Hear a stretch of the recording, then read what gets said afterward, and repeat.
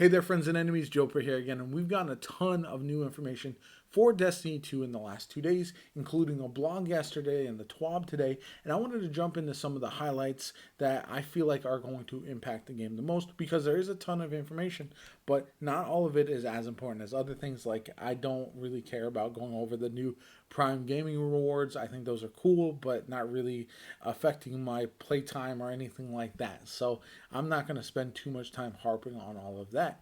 Now, reflecting on Lightfall was a great article. I would definitely recommend reading it. If you haven't already, it talks about adjustments to Guardian ranks and commendations, as well as like expectations versus reality when implementing these systems, which I think was fascinating for me personally. They talk about the activities that receive adjustments to difficulty and rewards. Again, a good thing, trying to find that balance between difficult but also worthwhile, which is a hard line to kind of walk, in my personal opinion. So that's very interesting, especially something like Terminal Overload and the Vex Strike Force. I hope I see way more players and way more occurrences of the latter, while maybe way more players taking on the former for sure, because I think they're very good activities. I love the way they were implemented, aside from the fact that oftentimes Terminal Overload can feel empty, and oftentimes I just could not find a Vex Strike Force despite spending a long time hunting for it. So hopefully that's more common, because I feel like it would be a great addition to have that fairly regularly available. I wish there was like an alert for that one appearing specifically across all of the location on Neomuna, so that way everyone could rush there at one time. I feel like that would be pretty cool. Now, what I really want to talk about is the exotic armor focusing, because I think that's going to be a massive change. Now, it is expensive and costs a ton of currencies. Just definitely check the blog for the specifics on that, because it's going to be pricey, and hopefully all of your focused armor is going to be a high stat roll, because spending a bunch of like shards and stuff, um, when you get like 58 stat rolls, is going to be not a great feeling personally. So I think that's one thing they have to keep in mind.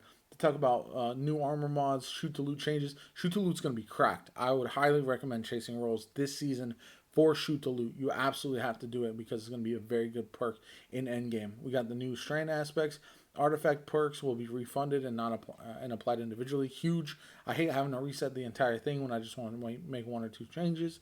No power level cat increase, which is good. Trials of Osiris available week 1, good.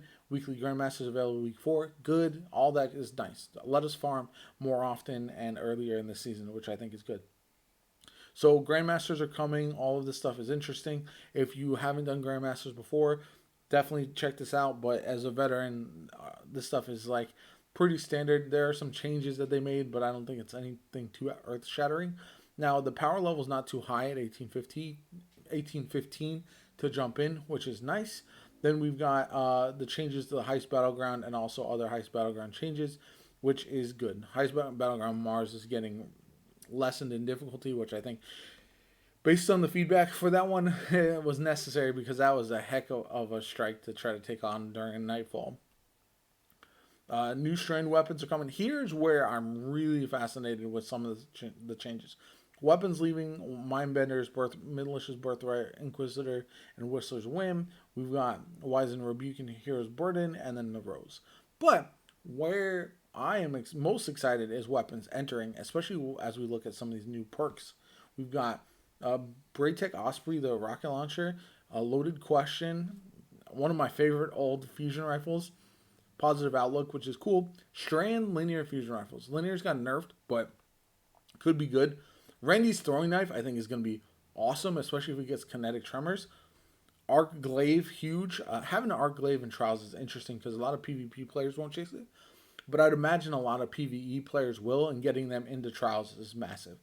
Then we've got a Strand Fusion and Iron Banner, awesome. Swarm of the Raven, cool. And then we've got an Arc Sniper Rifle in competitive. All of that is very, very good, and I love it, and I'm really excited the most about the Iron Banner Strand Fusion Rifle and the perks that can drop on it. Because having a Strand Fusion Rifle is going to be absolutely insane. The cutscenes, this is cool. We have the cutscenes from previous seasons and expansions, so you'll have all of those in one place. Absolutely massive. Really cool that they're doing this, because it'll allow people to stay up to date on the cutscenes, which is nice. Almost every cutscene from D2 should be available eventually. They're all recorded videos, so it can't be customized per each viewer. Makes sense. Raining loot. Okay, that was pretty much everything that I wanted to talk about.